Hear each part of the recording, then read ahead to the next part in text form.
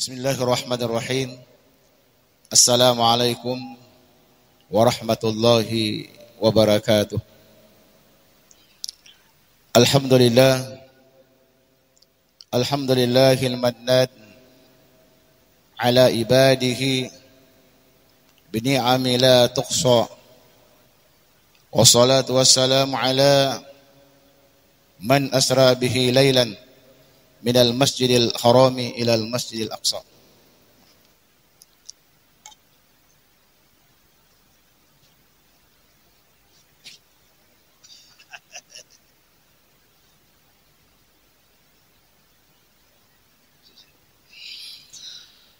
Wa ala alihi wa ashabihi zawil fadaili allati la tustafsahu. Wa ba'du. Alhamdulillah, kembali kita sama-sama memanjatkan puji dan syukur kehadirat Allah Subhanahu wa taala.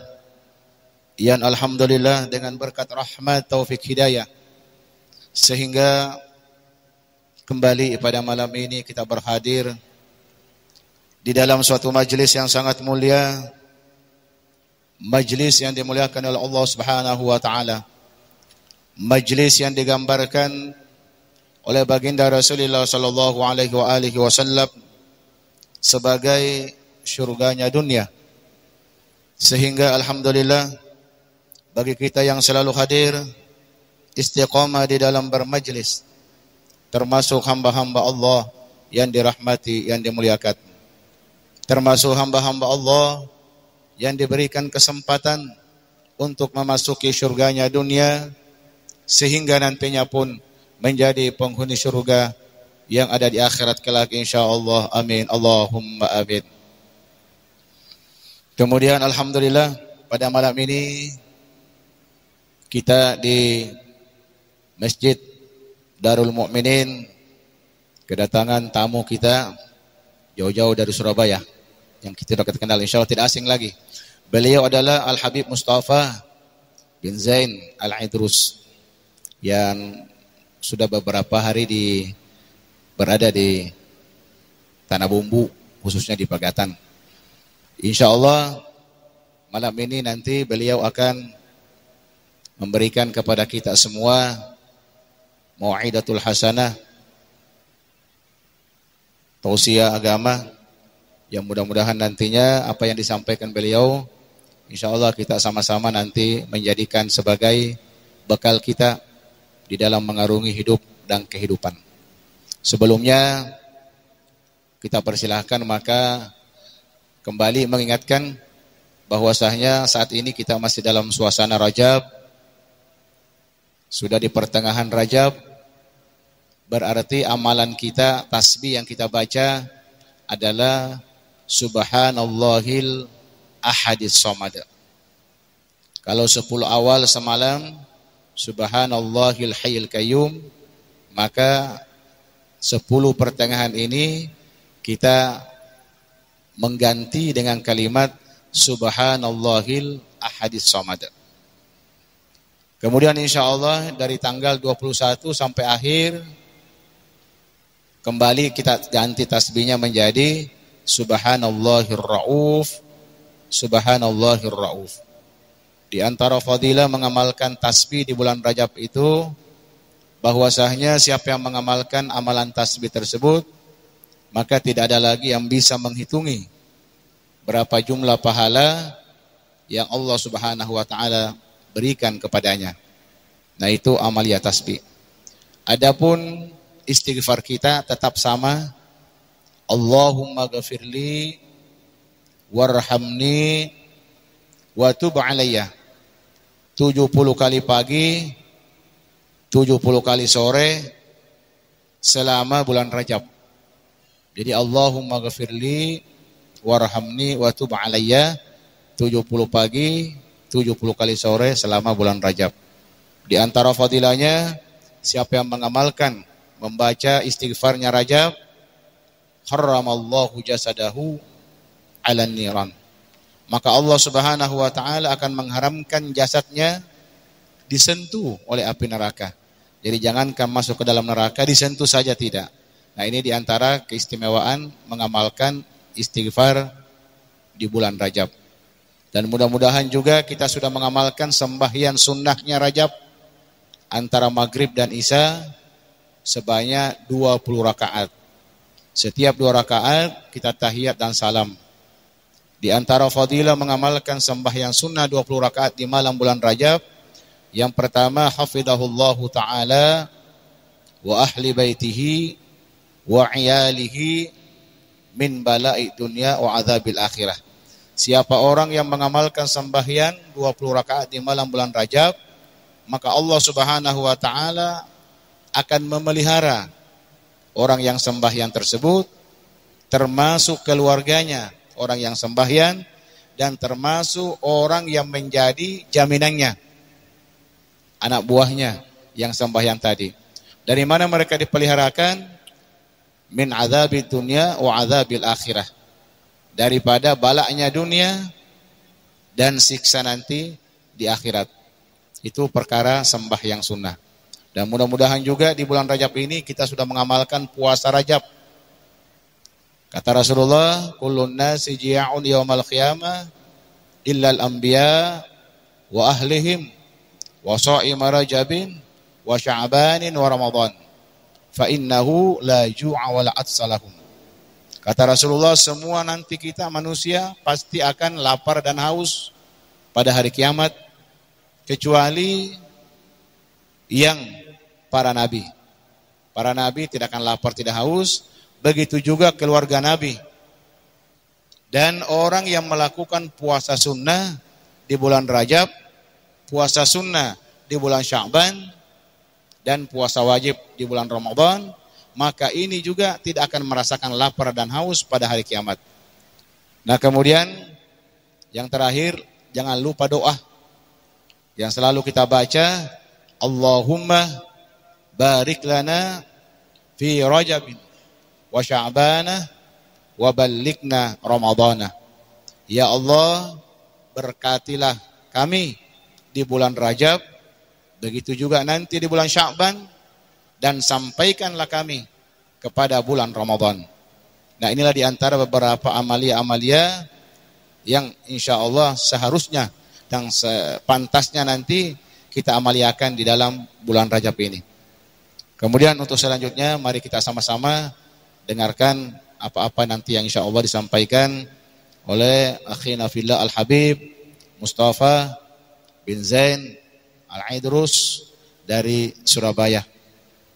Kepada beliau, dan kita doakan, ini beliau keliling, mudah-mudahan senantiasa disehatkan oleh Allah Subhanahu wa taala, dipanjangkan umurnya, diluaskan rezekinya, dikabulkan segala apa yang menjadi hajat beliau, baik hajat dunia maupun hajat akhirat. Begitu juga kita semua yang berhadir.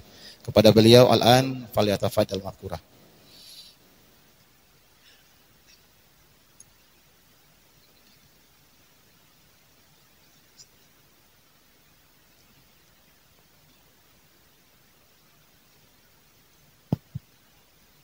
Bismillahirrahmanirrahim. Assalamualaikum warahmatullahi ta'ala wabarakatuh. Alhamdulillahi ala ihsanih wa syukru lahu ala taufiqihi wa amtinanih. Ashhadu an la ilaha illallah wahdahu la syarika lah ta'ziman li sya'nih. وأشهد أن سيدنا محمدا عبده ورسوله الداعي إلى رضوانه اللهم صل وسلم على سيدنا محمد وعلى آله وصحبه أجمعين سبحانك لا علم لنا إلا ما علمتنا إنك أنت العليم الحكيم رب اشرح لي صدري ويسر لي أمري واحلل عقدة من لساني يفقهوا قولي أما بعد. Yang saya hormati guru kita bersama Al-Ustadz Khairuddin Hafizahullah wa mata'allah ala tuli hayatih. Semoga Allah berikan umur yang panjang, Allah sehatkan badannya, Allah berkahkan dakwahnya, sehingga dapat senantiasa mengajak kita semakin dekat kepada Allah Subhanahu wa ta'ala dan mengikuti jejak daripada baginda Rasulullah sallallahu alaihi wasallam. Saya hormati para masyayikh, para asatidz, para subuh bin subuh atau masyarakat yang hadir. Alhamdulillah kembali saya dikasih kesempatan oleh guru kita Al-Ustaz Khairuddin hafizahullah, yang mana saya ingin menyambung dari apa yang tadi beliau sampaikan tentang bulan Rajab. Ini kita memperbanyak daripada beristighfar kepada Allah Subhanahu wa taala. Rasulullah SAW beliau bersabda, Rajab syahrullah wa Sya'ban syahri wa Ramadan syahru ummati. Rajab adalah bulannya Allah dan Sya'ban adalah bulanku, kata Rasulullah, dan Ramadan adalah bulan umatku, yakni bulan untuk umat baginda Muhammad sallallahu alaihi wasallam, yang mana itu bulan Ramadan belum pernah Allah berikan kemuliaan yang ada di dalamnya kepada umat-umat sebelum umat baginda Muhammad SAW, yang mana orang yang berpuasa di dalamnya diberikan rahmat Allah, diampunkan dosanya, dijamin terbebas dari api neraka. Keluar bulan Ramadan seperti bayi yang baru lahir dari perut ibunya, alias dihilangkan dari segala macam dosa. Tidak pernah diberikan yang demikian itu kecuali untuk umat baginda Muhammad sallallahu alaihi wasallam. Ini enaknya jadi umat Rasulullah. Jadi umat Rasulullah itu fasilitas paling spesial, fasilitas paling lengkap. Allah berikan jatah iman paling banyak, yang mana umat Nabi Muhammad itu bisa memiliki keimanan yang tidak mungkin dicapai oleh umat terdahulu. Jadi umat dahulu itu mau imannya setebal apapun, tidak bisa lebih besar daripada apa yang bisa dicapai. Belum tentu dicapai ya, tapi apa yang mungkin untuk dicapai umat baginda Muhammad SAW. Profesor Dr. As-Sayyid Muhammad bin Alwi Al-Maliki Al-Hasani rahimahullah radhiyallahu an, beliau menyebutkan dalam kitab Khasa'is Ummatil Muhammadiyah bahwasanya umat Nabi Muhammad ini jatah iman lebih banyak. Ya, jatah iman lebih banyak. Di antaranya apa? Kita iman kepada Nabi Musa, Yahudi juga. Kita iman kepada Nabi Isa, Nasrani juga. Tapi kita iman kepada baginda Muhammad SAW, yang mana umat-umat terdahulu enggak. Kita iman kepada Taurat, kita iman kepada Zabur, kita iman kepada Injil. Demikian juga umat terdahulu. Tapi kita juga iman kepada Al-Quran yang tidak diimani oleh umat-umat terdahulu. Maka jatah iman paling banyak. Sehingga fasilitas Allah kasih paling mudah. Saya ingin terangkan nanti bagaimana untungnya kita jadi umat Nabi Muhammad SAW yang berkenaan dengan bulan Rajab, yang mana ini bulan kata ulama dianjurkan untuk memperbanyak istighfar. Rajab syahrullah, Rajab adalah bulan Allah. Kata ulama, ya ini berarti di bulan ini Allah buka lebih lebar pintu ampunan. Dan ini termasuk pintu pembuka sebelum masuk bulan Ramadan. Tadi hadis nyambung, Rajab syahrullah wa Sya'ban syahri wa Ramadan syahru ummati. Dalam doanya Nabi Muhammad kalau sudah masuk bulan Rajab, beliau mengatakan Allahumma barik lana fi Rajab wa Sya'ban wa balighna Ramadan. Kenapa kok 3 bulan ini selalu beriringan disebut oleh Rasulullah? Tadi menerangkan tentang fadilah bulan, beliau sebutkan Rajab, Sya'ban, Ramadan. Ketika beliau berdoa, beliau juga sambungkan Rajab, Sya'ban, Ramadan. Beliau minta, ya Allah berkailah saya di bulan Rajab, berkailah saya di bulan Sya'ban. Makna berkah buat kita orang awam itu ketika waktu dapat kita manfaatkan untuk mendekatkan diri kepada Allah. Dan alhamdulillah saya yakin maghrib sampai isya pada ini malam waktu kita ini pasti berkah. Maghrib sampai isya ini malam ada di rumah Allah. Anda cukup diam niat i'tikaf itu kayak bebaskan budak fadilahnya. Belum lagi Anda sholat berjamaah di sini, dipimpin berzikir, doa bersama dan melakukan ibadah yang luar biasa, yang kewajibannya tidak akan berhenti sampai meninggal dunia, yaitu menuntut ilmu agama. Ini fadilah yang sangat besar. Huduru majlis ilmin khairun min salati alfi rakaah wa iyadati alfi marid wa huduri alfi janazah. Baginda Muhammad bersabda, datang majlis ilmu Anda sekedar duduk di sini entah faham entah enggak. Tapi kata Nabi, lebih baik nilainya dibanding sholat sunnah 1000 rakaat, dibanding menjenguk 1000 orang sakit dan mengantarkan 1000 jenazah. Jelas ini waktu berkah buat kita. Ya, berkah. Walaupun kalau versi mereka orang soleh, kalau versi mereka orang wali, sekedar duduk begini, ini belum dihitung barokah. Baik amal kita, tapi belum berkah. Kalau versinya wali.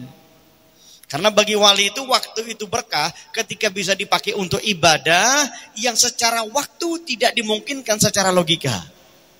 Contoh ini ya. Anda kalau maghrib sampai isya tiap hari di rumah Anda bisa baca 5 juz Al-Quran, itu luar biasa. Mungkin agak sulit 5 juz cuman maghrib sampai isya itu. Anda bisa 1 juz, 2 juz Al-Quran, maghrib sampai isya, luar biasa. Tapi bagi wali, kalau Anda bisa hatamkan itu Al-Quran dari maghrib sampai isya, itu baru barokah. Beb, itu nggak mungkin, waktunya nggak cukup. Itu yang disebut berkah namanya. Waktu yang sedikit bisa melakukan ibadah yang banyak. Tapi kalau versi kita banyak waktu untuk ibadah, berarti waktu itu barokah untuk kita. Dan ini kita rasakan pada saat ini, maka kita ucapkan Alhamdulillah. Nabi Muhammad SAW meminta kepada Allah ketika masuk bulan Rajab, ya Allah berkahi di bulan Rajab dan juga Sya'ban.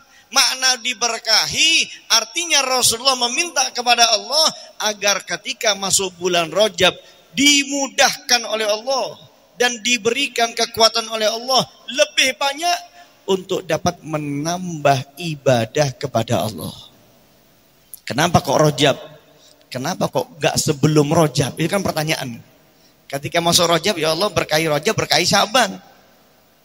Karena kata ulama, Rajab Sya'ban ini apa yang kita lakukan itu yang akan menentukan apa yang dapat kita capai di bulan Ramadan.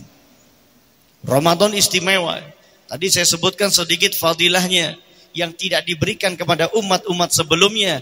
Tapi kalau nggak disiapkan dari Rajab, maka rencana hanya tinggal rencana. Nggak akan terlaksana.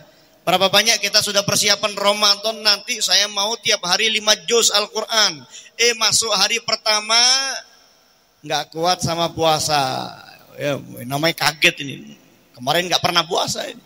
Masuk 1 Ramadan puasa, hari ini baca Quran cuma sedikit. Nggak apa-apa, namanya juga masih kaget. Mungkin besok saya tambah. Besoknya nambahnya juga nggak banyak. Kalaupun dia bisa capai itu 5 juz dalam 1 hari sesuai dengan rencana, mungkin cuma bertahan beberapa hari kemudian capek dan ditinggal. Kenapa? Nggak ada yang namanya persiapan. Rasulullah SAW untuk bersiap di bulan Ramadan, beliau gunakan 2 bulan. Berkah Rajab, berkah Sya'ban, maksudnya 2 bulan ini dipakai untuk latihan supaya nanti lebih sempurna di bulan Ramadan. Kalau baginda Muhammad SAW itu bersiapnya 2 bulan, mestinya kita yang imannya tidak seperti Rasulullah, yang takwanya tidak seperti Rasulullah, mestinya lebih banyak. Cuman kita ini masuk Rajab itu biasa aja. Masuk Sya'ban biasa aja. Mestinya Anda cicip walaupun cuma sedikit dari apa yang Anda lakukan nanti di bulan Ramadan. Cicipi puasanya yang gak pernah puasa sunnah, Rajab ini Senin Kemis, atau mungkin dia puasa 3 hari ini bulan, nanti Sya'ban ditambah sehingga bulan Ramadan sudah siap itu puasa. Yang mau di bulan Ramadan nanti dia memperbanyak sholat sunnah, cicipi rawatibnya bulan Rajab, tambah tahajudnya bulan Sya'ban, nanti lebih sempurna di bulan Ramadan. Semua tanpa persiapan pasti nggak akan sempurna jadinya.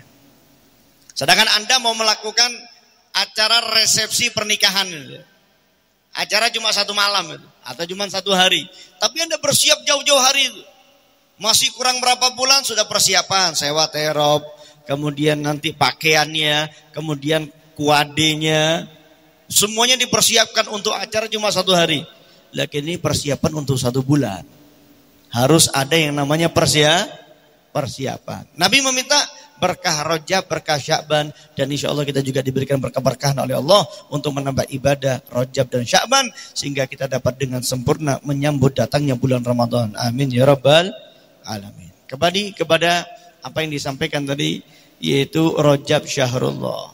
Kata ulama diperbanyak daripada bulan ini istighfar. Tadi guru kita Ustaz Khairuddin telah menyampaikan apa yang disebutkan oleh Syekh Abdul Hamid Kudus. Ya, judul kitabnya Kanzun Najah Wasurur.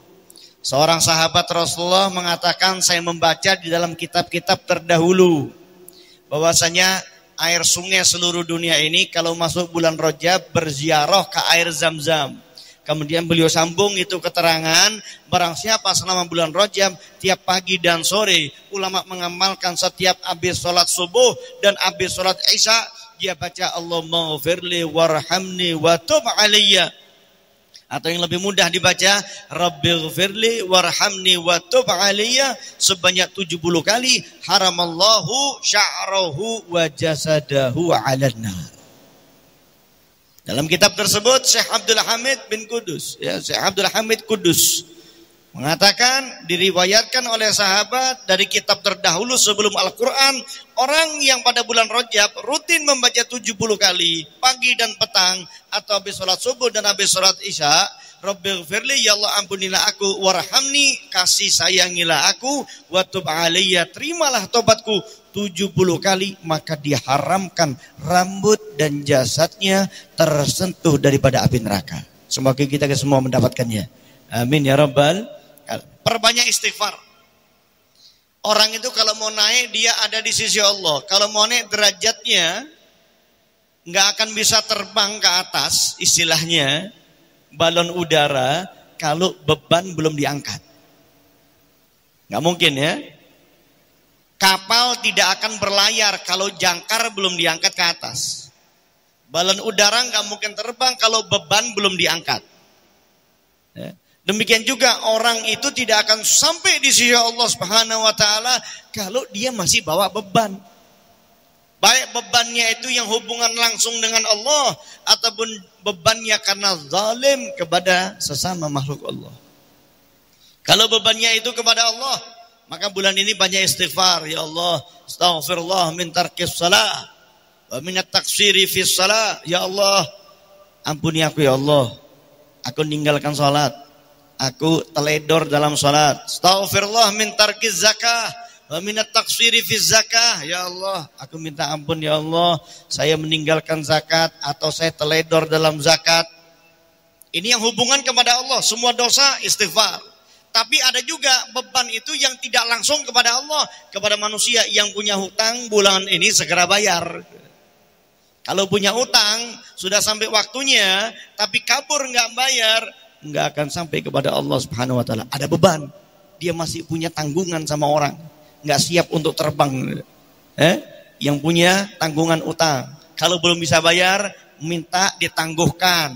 Diminta keikhlasan orang yang memberi utang tadi itu, supaya menunda atau diikhlaskan dan lain sebagainya. Kalau pernah zalim sama orang, pernah ambil haknya orang, kembalikan. Ini bulan Rajab dimulai ini. Kalau Anda punya dulu mungkin perkataan yang menyakiti hati orang, Anda tahu Anda salah, minta dimaafkan. Ini hilangkan semua ini. Termasuk yaitu meminta ampun atas kemaksiatan yang kita telah lakukan kepada Allah Subhanahu wa taala.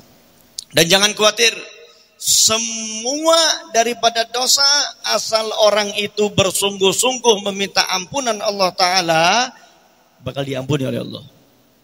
Dan ini termasuk keistimewaan umat Nabi Muhammad SAW. Kita ini minta ampun mudah, minta ampun gampang, dengan berbagai macam syarat-syaratnya tentunya, agar diterima taubat kita oleh Allah Subhanahu wa taala. Tapi coba kalau Anda jadi umatnya Bani Israel. Bayangkan kalau Anda itu ada di tengah-tengah umatnya Nabi Musa. Anda berada di tengah-tengah umatnya Nabi Harun. Dulu ketika Nabi Musa alaihissalam wa ala nabiyina afdhalus salah wassalam, ketika beliau menerima wahyu dari Allah di Bukit Tursina selama 30 hari ditambah 10 hari total menjadi 40 hari, umat gelisah. Kok Nabi nggak pulang-pulang ya? Nabi pergi kok nggak kembali? Ketika itu ada namanya Samiri. Samiri mengatakan, kalian mau tunggu Musa nggak bakal kembali. Mungkin dia sudah enak di tempat yang lain. Kita ini ditinggal. Kalau kalian mau ngomong sama Tuhan, saya tahu caranya, kata Samiri. Umat Nabi Musa ini, namanya Samiri. Kemudian Samiri memberikan cara untuk orang itu dapat berkomunikasi kepada Allah. Disuruh oleh Samiri, kumpulkan semua emas perhiasan yang kalian punya. Dikumpulkan jadi satu, dilebur jadi satu, dibentuk patung anak sapi, kemudian itu patung bisa bicara. Menurut 3 riwayat, yang satu versinya bisa berbahasa manusia, yang satu versinya bisa mengeluarkan suara sapi, yang satu mengatakan nggak bersuara, nggak ngomong, cuman ada suara yang keluar karena dari belakang itu sapi sampai mulutnya ada lubang, sehingga ketika angin lewat muncul suara. Ada 3 versi. Ketika Nabi Musa turun dari Bukit Tursina, dia dapatkan umatnya menyembah patung anak sapi. Marah Nabi Musa. Bahkan saking marahnya Nabi Musa, yang ketika itu umat dititipkan kepada Nabi Harun. Didatangi Nabi Harun, ditarik jenggotnya Nabi Harun oleh Nabi Musa. Marah Nabi Musa. Kok bisa ini umat bisa begini? Syirik, nyembah patung. Saya cuma tinggal sebentar. Kok bisa begini? Tanggung jawab kamu.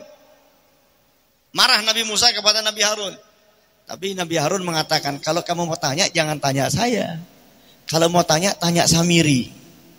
Kemudian didatangi Samiri. Samiri mengatakan, saya melihat apa yang tidak engkau lihat. Sebagai sedikit informasi, Samiri adalah hasil hubungan antara ayah ibunya yang lama tidak memiliki keturunan, kemudian meminta bantuan setan, maka setan ikut andil, hamillah ibunya, lahirlah Samiri. Terjadi bencana di daerahnya, Samiri diselamatkan oleh malaikat Jibril, dididik oleh malaikat Jibril, kemudian kabur. Artinya guru yang hebat belum tentu muridnya hebat. Bahkan guru yang hebat bisa jadi muridnya bajingan.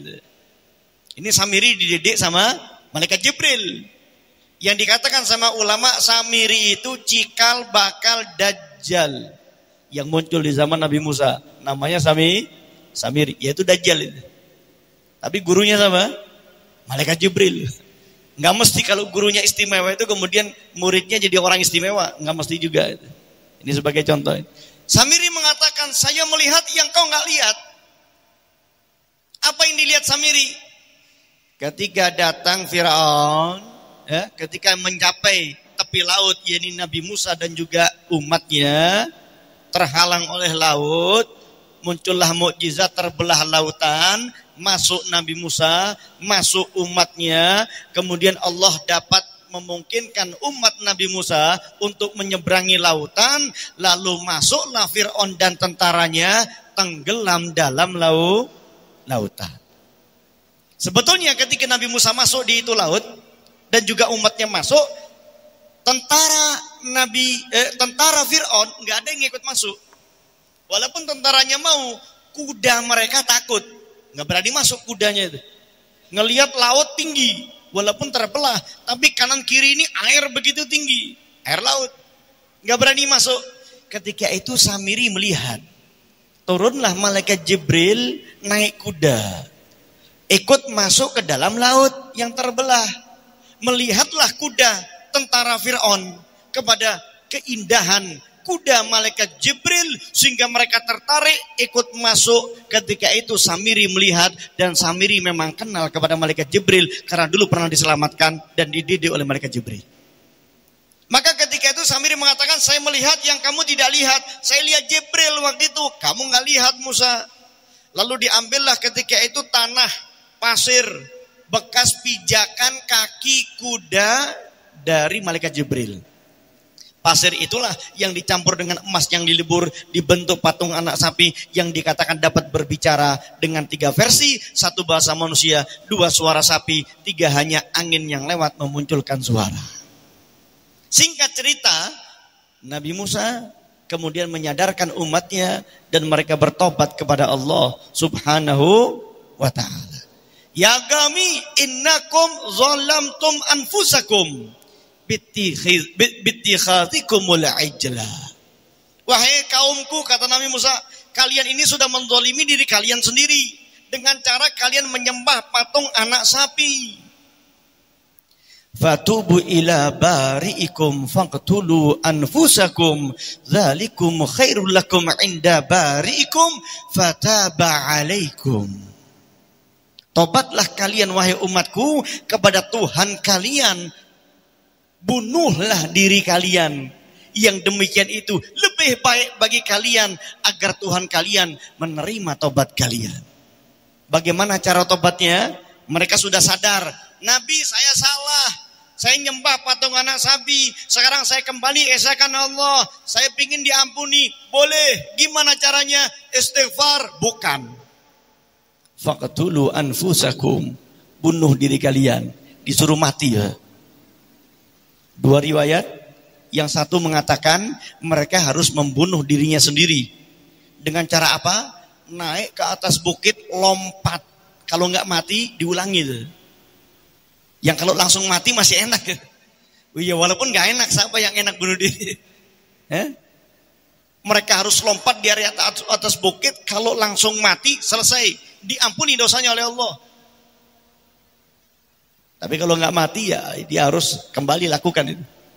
Riwayat yang kedua mengatakan mereka dibunuh sama yang tidak ikut menyembah patung anak sapi. Kira-kira kalau kita yang bertobat caranya begitu, pernah melakukan kesyirikan caranya begitu, tobat apa enggak ya? Jadi pertanyaan. Itu untuk umat Nabi Musa alaihissalam, tetapi tidak untuk umat baginda Muhammad SAW. Allahumma sholli ala Muhammad. Demikian juga kalau mereka bermaksiat yang lainnya, tangannya maksiat dipotong, bukan cuma mencuri. Lidahnya maksiat, potong lidahnya. Itu umat Bani Israel, itu umat Nabi Musa. Ada kisos di dalam setiap maksiat yang dia lakukan. Mana yang melakukan? Maaf, kalau zina yang dipotong bagian mana itu? Siap apa enggak itu dipotong itu? Waliyadzubillah min zalik. Anda bisa temukan dalam kitab Khosais Ummatil Muhammadiyah. Ada kisos setiap maksiat yang mereka kerjakan. Tetapi tidak demikian yang Allah berikan kepada umat baginda Muhammad sallallahu alaihi wasallam. Asal orang itu benar-benar bertobat, diampuni dosanya oleh Allah. Baginda Muhammad SAW beliau bersabda, "Inna ta'iba minadz dzambi kaman la dzambalah." Sungguh orang yang bertobat dari dosa kayak orang enggak punya dosa. Dulu zina, dia tobat, kayak orang gak pernah zina. Dulu mencuri, dia tobat, kayak orang gak pernah mencuri. Apapun maksiatnya, sebanyak apapun jumlahnya, kalau dia benar-benar ikhlas tobat kepada Allah Subhanahu wa ta'ala, diampuni seluruh dosanya. Anda tahu seorang sahabat Rasulullah SAW bernama Sayyiduna Wahsy radhiyallahu anhu. Sahabat Nabi. Tapi bagaimana sebelum jadi sahabat Rasulullah, bagaimana sebelum masuk Islam, beliau musuhnya Islam. Beliaulah seorang budak yang disewa oleh Hindun. Beliau ahli tombak yang menombak paman Rasulullah, singanya Allah, Sayyidina Hamzah radhiyallahu anhu. Bukan hanya syahid, dimutilasi. Bukan cuma sekedar dimutilasi, diambil jantungnya. Betapa sedihnya baginda Muhammad SAW. Siapa yang bunuh? Wahsy. Sebelum jadi sahabat Rasulullah SAW.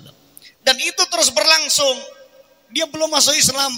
Sampai terjadi peristiwa yang namanya Fathu Makkah.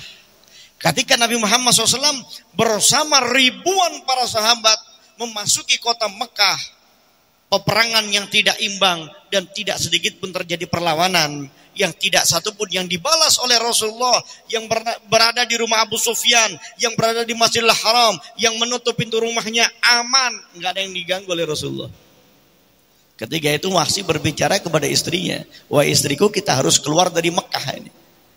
"Kenapa wahai suamiku? Apa kamu nggak tahu Muhammad sudah datang ke sini? Saya yang bunuh pamannya. Tapi wahai suamiku, katanya orang kalau masuk Islam semua kesalahan dihilangkan." Bertanya istri Wahsy kepada Rasulullah, "Ya Rasulullah, apakah orang masuk Islam semua dosa dihapuskan?" "Ya," kata Rasulullah. Balik dia kepada suaminya, disampaikan suaminya mengatakan, "Tapi istriku, apakah kamu mengatakan kalau saya yang bunuh pamannya Hamzah?" Balik lagi istrinya kepada Rasulullah, disampaikan, "Ya Rasulullah, apakah semua kesalahan dimaafkan?" "Tapi ya Rasulullah, suami saya ini yang membunuh pamanmu Hamzah." Memerah wajah baginda Muhammad SAW. Teringat peristiwa yang menyakiti hati Rasulullah, menunjukkan beliau marah. Teringat saja marah. Betapa sedihnya Rasulullah ketika itu terjadi. Tapi semua orang masuk Islam diampuni dosanya oleh Allah Subhanahu wa taala. Maka Wahsy yang awalnya adalah musuhnya Islam, yang awalnya adalah menyakiti hati Rasulullah, masuk ke dalam Islam, diampuni semua dosanya. Bahkan beliau dari yang awalnya dimusuhi oleh muslimin, beliaulah juga yang membunuh Nabi palsu Musailamah al-Kadzdzab. From zero to hero, istilah sekarang. Dari nol, bukan cuma nol, dari minus sampai jadi pahlawan dalam Islam. Asal tobat. Inna ta'iba minaz dzambi kaman la dzambalah. Sesungguhnya orang yang tobat dari dosa kayak orang yang tidak punya dosa. Cuman tobat itu gimana? Nah, ini yang kita bahas sekarang juga ini. Tobat itu yang bagaimana? Apakah istilah sekarang banyak mengatakan saya sudah hijrah? Maaf, hijrah itu bukan tobat. Ini sering ya. Sekarang orang pakai istilah yang namanya hijrah. Hijrah itu apa sih? Hijrah itu pindah. Kalau dulu mabuk, sekarang nggak mabuk. Dulu zina, sekarang nggak zina. Dulu nggak sholat, sekarang sholat. Apa itu tobat? Enggak. Kalau hijrah, iya. Tobat enggak. Kenapa? Karena kalau tobat punya syarat. Yang pertama dan utama, syaratnya tobat adalah an-nadmu, penyesalan. Sekedar berhenti itu bukan tobat. Dulu zina, sekarang enggak. Maka yang sekarang dia enggak dapat dosa, tapi dosa yang lama enggak diampuni karena enggak tobat. Kenapa saya katakan enggak tobat? Belum ada an-nadmu, sekedar hijrah. Nyesel dulu. Berarti dia harus ngaku, ya dulu saya salah dan saya menyesal. Ada sedih di hati Anda, kenapa kok dulu saya melakukan? Nggak ada penyesalan, bukan tobat namanya. Harus ada yang namanya tobat. Dan tidak termasuk orang tobat. Maaf. Yang dulu suka mabuk, sekarang nggak lagi mabuk, dia masih cerita sama orang, dulu saya tiap hari mabuk. Dulu saya peminum alkohol garis keras, misalnya. Sekian botol tiap hari. Sekarang alhamdulillah Allah kasih kekuatan saya berhenti. Ini bukan taubat namanya. Kenapa? Dia sebut aibnya masa lalu, berarti dia banggakan perbuatannya. Membanggakan itu lawan daripada penyesalan. Maka tidak termasuk taubat orang yang masih membuka-buka, menyebut-nyebut maksiat di masa lalu. Bukan taubat namanya. Harus ada an-nadmu, menyesal, dia tutup rapat. Nggak diungkap kepada siapapun kecuali orang tahu dari jalur yang lain. Dia nggak cerita ke siapapun. Nyesel. Ini yang pertama. Yang kedua, janji tidak mengulangi. Syarat utamanya ada dua ini. Kalau dia misal malam Ahad mabuk, hari Ahadnya tobat, cuma sudah tulis jadwal di kalendernya. Nanti malam Ahad depan kembali kita pesta miras. Sudah terjadwal. Namanya bukan tobat. Tobat itu janji nggak ngulangi. Kalau akhirnya terjadi lagi, tobat yang lama tetap sah. Tapi kalau sudah direncanakan bakal diulangi, itu bukan tobat. Yang pacaran, tadi sore pacaran di Pantai Bagatan misalnya. Kemudian maghrib di sini dipimpin Ustaz Khairuddin, astagfirullah, tobat nyesel saya Allah. Tapi udah janjian, ya besok ketemu lagi ya. Bukan tobat namanya. Ada janji saya. Tidak ada rencana untuk mengulangi kembali. Kalau akhirnya terjadi kembali itu maksiat, tobat yang lama tetap sah. Kalau nggak direncanakan. Ini yang kedua. Yang ketiga, orang yang tobat sebagai tambahan untuk membenarkan tobatnya, dia perbanyak amal soleh untuk menutupi kekurangan di masa lalunya.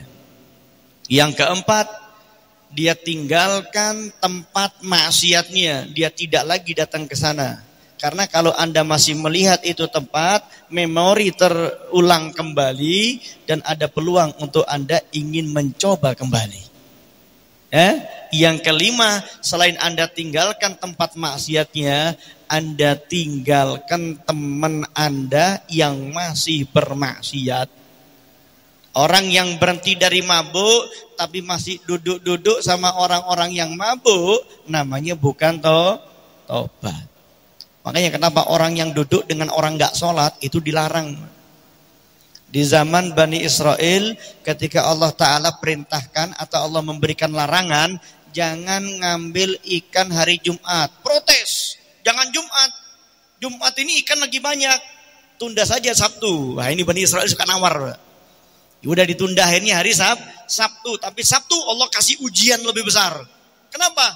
Allah buat kalau hari Sabtu ikan itu ke pinggir laut, nggak perlu naik perahu ke tengah. Lah, tapi larangannya udah ganti hari Sabtu ini. Ketika itu terbagi jadi 3 kelompok. Kelompok yang pertama taat, dia nggak ngambil ikan, ya. Bahkan dia sudah nahi mungkar, ngasih nasihat orang yang ngambil ikan.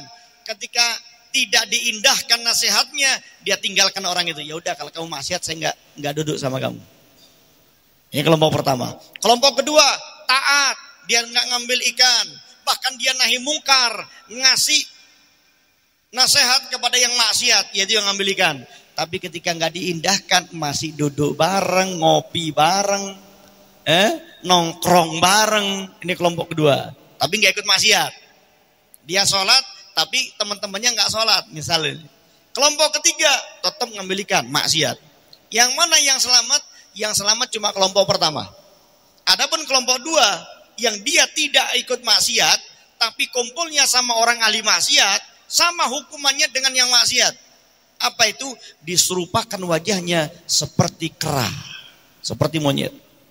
Berarti orang tobat itu dia harus tinggalkan tempat maksiat. Yang terakhir, batas waktunya kapan orang tobat? Caranya sudah, asal benar tobat, diampuni oleh Allah. Cara tobatnya sudah disampaikan. Kapan terakhir orang itu masih ada kesempatan tobat? Selama roh belum sampai kerongkongan, ya, atau selama dia belum melihat yang namanya kematian. Kalau kematian sudah terlihat, maka terlambat untuk tobat. Sementara kita tidak ada yang tahu kapan kematian itu datang. Enggak mesti yang tua, kadang yang muda. Enggak mesti yang sakit, kadang yang sehat. Sering di sosmed lewat, orang lagi joget, meninggal dunia. Banyak itu sekarang. Waliyadzubillah min dzalik, enggak ada persiapan sama sekali.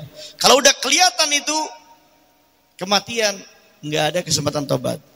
Saya tanya, Firaun itu luar biasa enggak maksiatnya? Firaun itu bukan cuma maksiat, bukan cuma tidak mengakui Allah sebagai Tuhan, dia ngaku Tuhan. Dikasih istidraj oleh Allah. Apa itu? Dikuatkan badannya oleh Allah. Nggak pernah sakit seumur hidup Fir'aun. Nggak pernah sakit Fir'aun itu. Bahkan dia katakan, loh Tuhan itu saya mau biarkan orang ini hidup. Kalau ini saya suruh bunuh, ini mati. Saya tentukan hidup matinya. Itu Fir'aun. Pertanyaannya, apakah Fir'aun itu tobat? Apakah Fir'aun itu menyesal? Fir'aun menyesal. Fir'aun itu tobat. Fir'aun itu beriman kepada Allah. Cuman waktunya telat. Ketika Nabi Musa masuk ke laut dengan umatnya, melintasi laut, Fir'aun ikut masuk. Ketika akan tenggelam Fir'aun mengatakan, qala amantu, saya beriman, kata Fir'aun. Annahu, bahwasanya la ilaha illalladzi amanat bihi banu Israel. Saya beriman bahwasanya tidak ada Tuhan kecuali yang diimani oleh Bani Israel. Yaitu kecuali yang diimani oleh Nabi Musa, kecuali yang diimani oleh umat Nabi Musa. Ngomong Fir'aun itu, masih hidup orangnya. Tobat dia. Saya beriman kepada Allah. La ilaha illallah. Wa ana minal muslimin. Dan saya termasuk orang-orang yang menyerahkan diri, termasuk orang-orang yang Islam. Fir'aun tobat. Fir'aun menyesal. Tapi kematian sudah terlihat. Al-an. Sekarang kamu baru tobat. Wa qad asaita min qablu. Sedangkan kemarin kamu itu maksiat. Kemarin kamu ngaku Tuhan. Kemarin kamu ngaku kuat. Sekarang kamu tobat. Enggak diterima tobatnya oleh Allah. Maka jangan menunda yang namanya tobat. Ada ungkapan yang menarik dari Al-Habib Abdullah bin Alwi Al-Haddad di dalam kitab Al-Hikam susunan beliau. Ini perumpamaannya enak. Anda punya baju, apalagi yang pakainya putih. Anda pasti akan jaga jangan sampai kotor. Tapi kalau kena kotor, Anda akan cuci supaya tetap bersih. Begini seharusnya. Kita ini sudah tobat dari dosa, jangan dekati dosa sedikit pun. Kalau ternyata Anda terjerumus pada dosa, segera bersihkan. Segera tobat. Seperti tadi noda, kalau kena segera bersihkan. Kalau enggak nanti nempel selamanya. Tapi orang bodoh, dia enggak. Saya punya deterjen, saya bisa cuci baju. Kok baju saya bersih ya? Sayang bersih ini, nanti mau dicuci. Ambil kecap tuang, ambil sausku tuang. Gampang nanti saya cuci. Ini orang bodoh namanya. Jadi orang yang berencana, nggak apa-apa saya maksiat dulu, besok tobat. Itu namanya orang bodoh. Bajunya bersih, hanya alasan karena mau dicuci, saya kotorin dulu. Orang bodoh. Belum tentu bisa hilang. Maka semoga Allah Subhanahu wa taala memberikan kepada kita kekuatan untuk menyesali setiap perbuatan yang telah kita lakukan dari perkara maksiat, dan Allah bukakan pintu ampunan. Jangan lupa untuk terus-menerus memperbarui tobat, karena kita nggak tahu tobat kita yang mana, istighfar kita yang mana, penyesalan kita yang mana yang akan menghapuskan dosa kita. Insyaallah semua dosa kita diampuni oleh Allah. Allah berkahi Rajab, Sya'ban, dan Allah sampaikan kita kepada bulan Ramadan, keluar Ramadan, hapus seluruh dosa dan diisi dengan berbagai macam pahala, sehingga Allah wafatkan kita dalam keadaan husnul khatimah, masuk ke dalam surga bersama baginda Muhammad SAW. Amin ya rabbal alamin. Walafu minkum, yang saya sampaikan mohon maaf salah sikap maupun ucap. Assalamualaikum warahmatullahi wabarakatuh.